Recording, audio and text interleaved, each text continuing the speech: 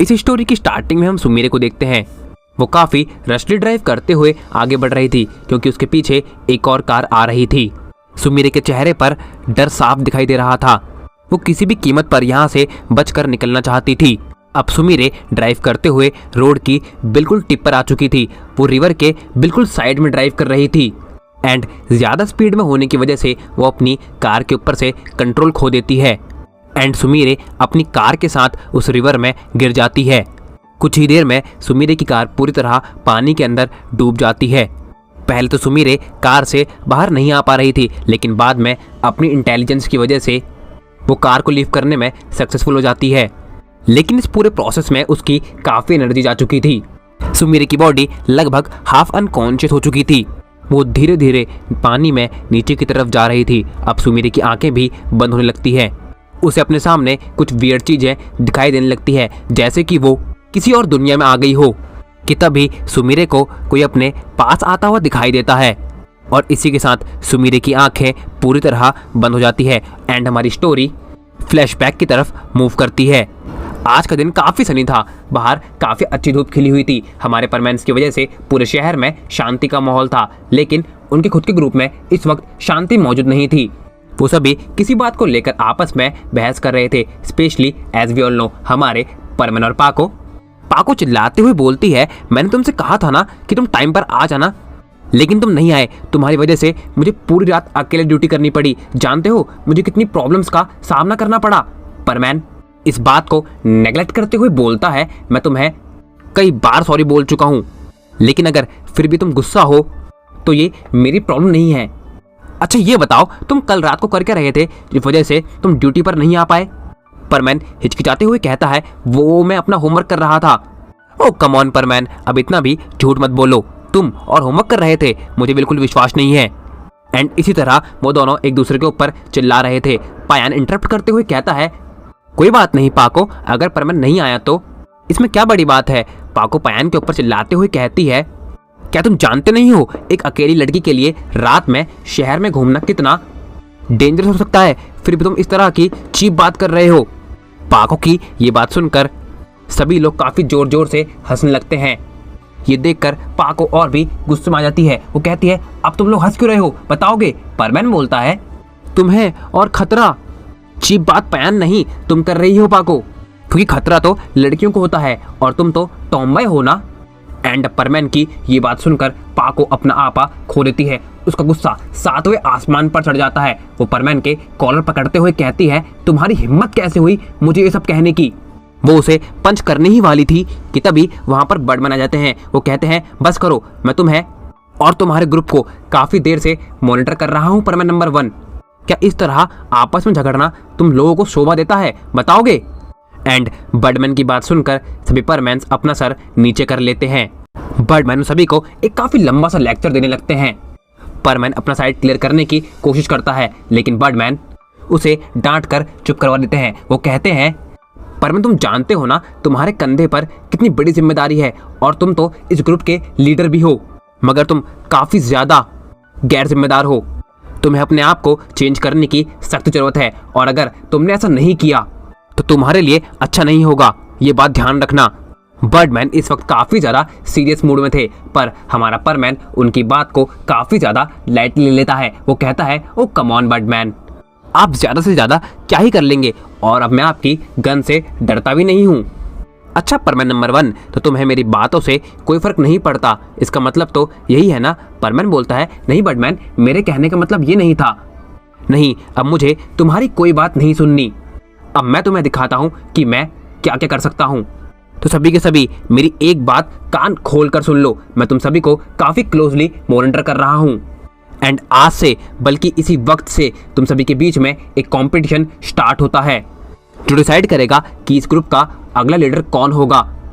ये सुनकर परमैन पूरी तरह हैरान हो जाता है। वो कहता है, आप मेरे साथ ऐसा नहीं कर सकते बर्डमैन। बर्डमैन बोलते हैं, तुम्हें तो कोई डर नहीं है ना? तो अब ध्यान रखना परमैन नंबर 1, अगर तुम्हारी परफॉर्मेंस अच्छी नहीं रही तो लीडर की पोस्ट से तो हाथ धोगे ही और साथ ही साथ परमैन की जॉब से भी निकाल दिए जाओगे एंड ये मेरा फाइनल डिसीजन है। इतना कहते हुए बर्डमैन वहाँ से अपनी शिप के साथ टेलीपोर्ट हो जाते हैं। कुछ देर के लिए सभी परमैन्स के बीच में पिन ड्रॉप साइलेंस छा जाता है। आफ्टर अ मोमेंट पाको साइलेंस ब्रेक करते हुए कहती है, तो मेरे प्यारे दोस्तों, अब तैयार हो जाओ मेरी लीडरशिप के अंदर काम करने के लिए। अब तुम लोगों को पता चलेगा कि एक लड़की भी कितनी अच्छी तरह टीम को मैनेज कर सकती है ना परमैन नंबर 1। पयान बोलता है, डे ड्रीमिंग करना छोड़ दो पाको, अभी तुम जीती नहीं हो। तुम भी ये अच्छी तरह जानती हो कि परमैन के बाद इस ग्रुप में सबसे ज़्यादा डिजर्विंग कैंडिडेट मैं ही हूँ। और इसी तरह वो सभी आपस में बहस करने लगते हैं, पर इसी बीच में परमैन वहाँ उन सभी को अकेला छोड़कर बिना कुछ कहे चले जाता है। अब सीन शिफ्ट होता है और हम मित्सुओ को उसके रोबोट के साथ बात करते हुए देखते हैं। वो अपने रोबोट को सारी बातें एक्सप्लेन कर रहा था। रोबोट बोलता है, देख लिया, तुम्हारी ज़्यादा बोलने की आदत ने तुम्हें कितनी बड़ी प्रॉब्लम में ला दिया है। मित्सुओ कहता है, वो तो है, पर मेरे समझ नहीं आ रहा है कि मैं क्या करूं। रोबोट बोलता है, मेरे हिसाब से तुम्हें ज़्यादा फिक्र करने की ज़रूरत नहीं है, तुम बस पूरी लॉयल्टी के साथ अपना काम करो। एंड अगर तुम्हारे अंदर कैपेबिलिटी होगी तो तुम फिर से ग्रुप के लीडर की पोस्ट पर अपॉइंट हो जाओगे, और अगर नहीं तो इट इज़ ओके। लेकिन अगर बर्डमैन ने मुझे परमैन की ड्यूटी से निकाल दिया तो? रोबोट कहता है, ट्रस्ट मी, ऐसा नहीं होगा, तुम बस अपने काम के लिए अपना बेस्ट दो। अब सेम फ्रेम में हम सुमीरे को उसकी रोबोट के साथ बात करते हुए देखते हैं। सुमीरे बोलती है, देख लेना रोबोट, अब मैं हमारे ग्रुप की नई लीडर बनूंगी। सुमीरे की रोबोट बोलती है, आई होप कि तुम्हें ये चांस मिले, लेकिन अगर सच में बर्डमैन ने परमैन को टीम से निकाल दिया तो क्या तुम्हें कोई फर्क नहीं पड़ेगा पाको? सुमीरे बोलती है, मुझे इस बात से कोई मतलब नहीं है कि वो टीम में रहे या फिर नहीं, पर वो कहते हैं ना, जब हम कोई बात अपने दिल से बोलते हैं तो हम सामने वाले की आंखों में आंखें डालकर जवाब देते हैं, और जब हम कोई बात फोर्सफुली बोलते हैं तब हम अपना सर तक नहीं उठा पाते हैं। सुमीरे की रोबोट कहती है, अब इतना भी झूठ मत बोलो पाको, मैं अच्छी तरह जानती हूँ कि इस वक्त तुम्हारे दिमाग में बस यही चल रहा है कि किसी भी कीमत पर परमैन ग्रुप से बाहर नहीं जाना चाहिए। सुमीरे बोलती है, भला मैं क्यों ऐसा सोचूंगी? सुमीरे की रोबोट बोलती है, वो तो तुम्हारे दिल की बात है ना, वो तो तुम्हारा दिल ही जाने। और कहीं ना कहीं सुमीरे की रोबोट ये इंडिकेट कर रही थी कि तुम मित्सुओ को कितना पसंद करती हो, ये बात तुम डिनाई नहीं कर सकती हो। सुमीरे कहती है, अब मुझे डांस की प्रैक्टिस करनी है, इसलिए हम बाद में बात करते हैं। और ये कहते हुए वो अपने रोबोट को डीएक्टिवेट कर देती है, मगर उसकी रोबोट की बातों ने उसे काफ़ी हद तक उलझा दिया था। वो काफ़ी गहरी सोच में पड़ चुकी थी। वो बस अपने बेड पर लेटकर कंटिन्यूसली इसी बारे में सोचने लगती है। अब नेक्स्ट डे हम देखते हैं, आज काफ़ी दिनों बाद हमारा परमैन फिक्स टाइम पर अपनी ड्यूटी पर पहुंच जाता है। उसे देखकर पाको बोलती है, क्या बात है परमैन, आज तो टाइम पर आ गए। परमैन कहता है, मेरे पास तुम्हारे साथ बातें करने के लिए बिल्कुल भी वक्त नहीं है, चलो काम पर लगते हैं। एंड वो पाको के साथ बिना कुछ ज़्यादा बात करे आगे बढ़ने लगता है। अब पाको बोलती है, क्या बात है परमैन, आज तो तुम काफ़ी ज़्यादा सीरियस लग रहे हो, लगता है तुम्हारे दिल में बर्डमैन का डर बैठ गया है। यही बात है ना? पहले तो परमैन इस बात का कोई जवाब नहीं देता, मगर कुछ देर बाद वो एक काफ़ी सेंसिटिव सा रिप्लाई करता है। वो कहता है, तुम जानती हो पाको, मुझे इस ड्यूटी का, इस परमानेंट सेट का, इस पॉपुलैरिटी का, इस पावर का कोई भी लालच नहीं है। मैं बस अपनी पसंद के लिए ये काम करना चाहता हूँ, इससे ज़्यादा कुछ नहीं। और इतना कहते हुए परमैन फिर से आगे बढ़ने लगता है। परमैन का जवाब काफ़ी ज़्यादा कॉम्प्लिकेटेड था। अब उसकी पसंद कुछ भी हो सकती है, उसके दोस्त, उसका शहर, या फिर प्रोबेबली कोई लड़की। पाको इस बात को काफ़ी हद तक समझ नहीं पाती, पर इतनी बेवकूफ़ तो वो भी नहीं है। एंड इसके बाद वो पूरे दिन परमैन से बिना कुछ ज़्यादा बात करे बस अपने काम पर फोकस करती है। आज परमैन ने पूरे कंसंट्रेशन के साथ अपनी ड्यूटी की थी। आज उसके काम में कमी निकालना लगभग नामुमकिन था। पाको ने भी अपना बेस्ट दिया था, और इसी के साथ फाइनली उनका आज का दिन खत्म होता है। सनसेट ऑलमोस्ट हो चुका था। परमैन अपने घर की तरफ बढ़ ही रहा था कि तभी पाको से रोकते हुए कहती है, परमैन देखो आज सनसेट कितना ज़्यादा सुंदर लग रहा है। परमैन बोलता है, हाँ तुम सही कह रही हो पाको। वो परमैन, क्या तुम कुछ देर के लिए मेरे साथ लेक के पास चलना चाहोगे प्लीज़? परमैन बोलता है, हाँ क्यों नहीं। और वो दोनों टाइम स्पेंड करने के लिए लेक के पास चले जाते हैं। वो वहीं घास पर बैठ जाते हैं। सामने की तरफ सनसेट, पानी के बहने की आवाज़, और सबसे मेन उन दोनों का एक दूसरे के लिए साथ। ये एकदम परफेक्ट मैच ओवर टाइम था। पाको बोलती है, परमैन आई एम सो सॉरी, मेरी वजह से ही बर्डमैन ने ये कंपटीशन अनाउंस किया। मैं अपनी गलती के लिए शर्मिंदा हूँ, प्लीज़ मुझे माफ़ कर दो। पामैन कहता है इसमें तुम्हारी कोई गलती नहीं है पाको, बल्कि मैं तो ये कहूँगा कि ये काफ़ी अच्छा मौका है हम सभी के लिए अपनी कैपेबिलिटीज़ को शो करने का, और मैं तो इसमें अपना बेस्ट देने वाला हूँ और मैं ये उम्मीद करता हूँ कि तुम भी अपना बेस्ट ही दोगी। लेकिन परमैन मुझे डर है कहीं बर्डमैन ने तुम्हें टीम से बाहर निकाल दिया तो कोई बात नहीं, मुझे वो भी एक्सेप्ट होगा। मैंने हमेशा अपनी ड्यूटी अपने दिल और जान से की है, मैंने सबसे ऊपर अपनी ड्यूटी को प्रायोरिटी दी है, मगर बर्डमैन के किसी भी फैसले के आगे हम अपनी आवाज़ नहीं उठा सकते। मुझे उनका फैसला मंजूर होगा और मुझे उम्मीद है कि मैं एटलीस्ट टीम में तो बना ही रहूँगा। आज पाको को अपने अंदर से एक अलग ही तरह की फीलिंग महसूस हो रही थी, जैसे उसने आज तक कभी फील ही ना की हो।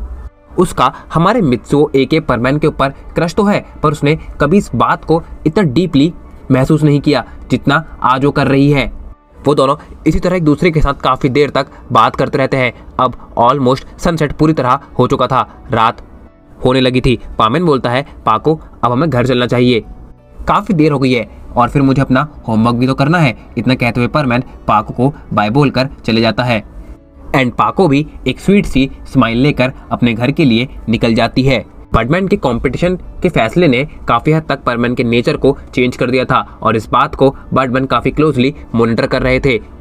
परमैन की परफॉर्मेंस, उसकी कैपेबिलिटी और उसकी डेडिकेशन ने बर्डमैन को काफ़ी हद तक इम्प्रेस कर दिया था।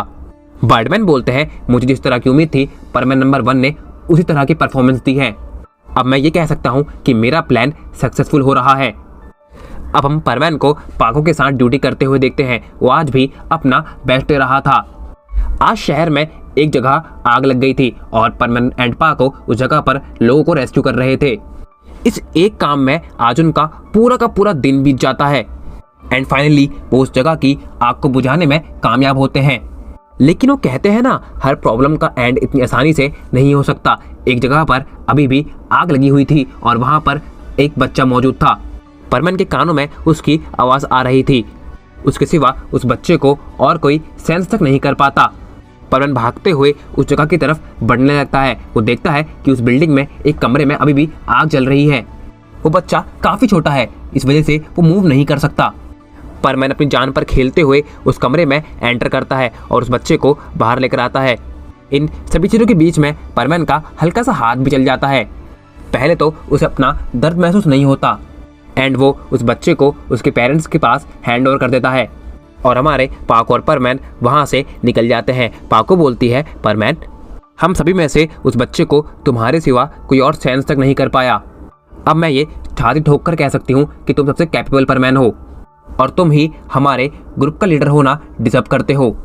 पामैन बोलता है ऐसी कोई बात नहीं है पाको एंड पाको कंटिन्यूसली परमैन की तारीफ कर ही जा रही थी कि तभी उनके बैच पर एक कॉल आता है। ये कॉल किसी और के नहीं बर्डमैन की तरफ से था। लाइन पर सभी परमैन्स कनेक्टेड थे। बर्डमैन बोलते हैं मैंने तुम सभी के परफॉर्मेंस को एनालाइज कर लिया है और मैं कल दोपहर 3 बजे अपना डिसीजन सुनाने वाला हूँ, तो हम सभी अपने फिक्स स्पॉट पर मिलने वाले हैं। इतना कहते हुए बर्डमैन कॉल कट कर देते हैं। इस अनाउंसमेंट ने सभी परमैन्स स्पेशली हमारे मित्सुओ की हार्ट बीट को काफ़ी हद तक बढ़ा दिया था। उसके चेहरे पर टेंशन साफ साफ दिखाई दे रही थी। पाको बोलती है परमैन तुम परेशान मत हो, सब कुछ ठीक होगा। परमैन कहता है मैं ठीक हूँ पाको। कि इसी बीच परमैन के जले हुए स्पॉट पर पाको की नज़र पड़ जाती है। वो कहती है परमैन क्या तुम्हें दर्द नहीं हो रहा है, देखो तुम्हारा हाथ कितना जल गया है। पाको के कहने पर परमैन अपने हाथ पर नज़र मारता है। वो देखता है कि उसका हाथ काफ़ी जला हुआ है। वो कहता है मुझे तो ये महसूस ही नहीं हो रहा था, लगता है उस बच्चे को बचाते वक्त मेरा हाथ थोड़ा सा जल गया है। पाको बोलती है ये थोड़ा सा है, देखो हमें अभी के अभी इसे फर्स्ट एड देना होगा और पाको परमैन का हाथ खींचते हुए उसे तुरंत हॉस्पिटल ले जाती है। डॉक्टर वहाँ पर परमैन को ट्रीटमेंट दे देते हैं। वो कहते हैं अपने हाथ को पानी से दूर रखना, बाकी सब कुछ ठीक है। और इसी के साथ परमैन पाको हॉस्पिटल से बाहर निकलते हैं। परमैन पाको को थैंक्स बोलता है। पाको कहती है इसकी कोई ज़रूरत नहीं है, बस तुम अपना ध्यान रखना। अब हम कल दोपहर 3 बजे मिलते हैं और टेंशन लेने की कोई भी ज़रूरत नहीं है। इतना कहते हुए परमैन पाको अपने अपने घर के लिए निकल जाते हैं। घर पहुँच भी हमारा मित्सुओ बस अपने रोबोट के साथ इसी बारे में बात कर रहा था। रोबोट भी बस उसे यही कहता है कि तुम्हें परेशान होने की कोई ज़रूरत नहीं है, तुमने अपना बेस्ट दिया है एंड अकॉर्डिंग टू मी अगर बर्डमैन ने तुम्हें फिर भी बाहर निकाल दिया तो ये तुम्हारी नहीं उनकी बदकिस्मती होगी। एंड वो काफ़ी हद तक मित्सुओ को मोटिवेट करने का ट्राई करता है, लेकिन शायद इतना मित्सुओ के लिए काफ़ी नहीं था। उस पूरी रात मित्सुओ को नींद नहीं आती है, वो बस करवटें बदलता रहता है। वो कहता है सबने मुझे सपोर्ट करने का ट्राई किया है, मैंने भी अपना बेस्ट दिया है, पर अगर फिर भी मैं सेलेक्ट नहीं हो पाया तो ये मेरे लिए काफ़ी ज़्यादा हार्ट ब्रेकिंग होगा। मित्सुओ को सुबह तक नींद नहीं आती है एंड फाइनली उसके स्कूल जाने का टाइम हो जाता है। सुबह होते ही मित्सुओ रेडी होकर ब्रेकफास्ट करते हुए अपने स्कूल के लिए निकल जाता है। आज का दिन उसका काफ़ी ज़्यादा हेक्टिक जाता है। वो स्कूल में भी काफ़ी टीचर्स से डांट खाता है एंड काफ़ी टायर्ड वे में 2 बजे अपने घर पहुंचता है। घर पहुंचने के बाद कब 3 बज जाते हैं उसे पता तक नहीं चलता। टाइम होने पर मित्सुओ अपना परमानेंट सेट पहनते हुए रोबोट को एक्टिवेट करके बर्डमैन से मिलने के लिए निकल जाता है। सभी परमैन्स ऑलरेडी वहां पर पहुंच चुके थे। बर्डमैन भी कब के आ चुके थे, पर हमारा परमैन थोड़ा सा लेट हो जाता है। उसके आने पर बर्डमैन कहते हैं आज भी तुम लेट आए हो परमैन नंबर 1। परमैन कहता है I am so sorry Birdman, और वो अपने फ्रेंड्स के साथ लाइन में खड़ा हो जाता है। बर्डमैन बोलते हैं तो बच्चों, मैंने तुम सभी के काम को इन दिनों में काफ़ी क्लोजली मॉनिटर किया है और ये बिल्कुल भी मत सोचना कि मैंने ये जो भी फैसला किया है वो किसी की तरफ बायस्ड है। तुम सभी को बस तुम्हारे किए हुए काम के आधार पर मैंने जज किया है और मैं ये कह सकता हूँ कि ये पूरी तरह फेयर है। पयान बोलता है बर्डमैन, हम सभी को आपके ऊपर पूरा भरोसा है, बस आप अपना डिसीजन सुना दीजिए।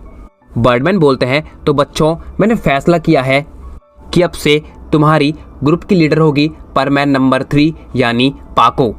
इतना कहते ही बर्डमैन अपना पूरा कंसंट्रेशन परमैन के ऊपर ले आते हैं और चिल्लाते हुए कहते हैं और तुम परमैन नंबर 1 अब से इस ग्रुप का हिस्सा नहीं हो, मैं तुम्हें इस परमैन की टीम से बाहर निकालता हूँ।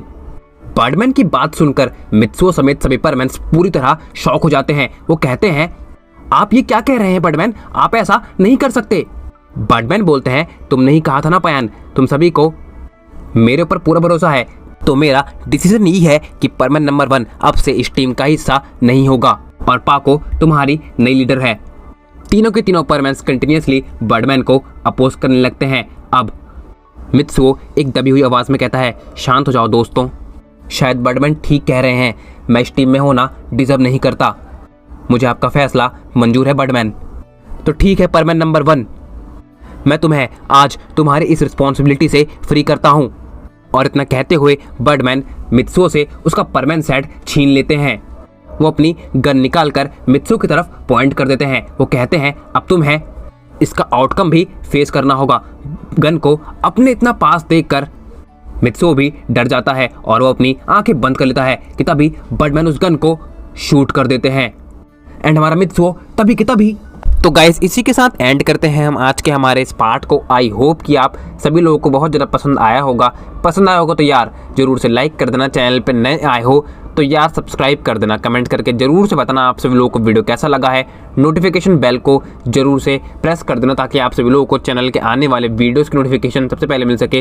तो यार मिलते हैं हमारी नेक्स्ट वीडियो में, तब तक के लिए गुड बाय एंड सायोनारा।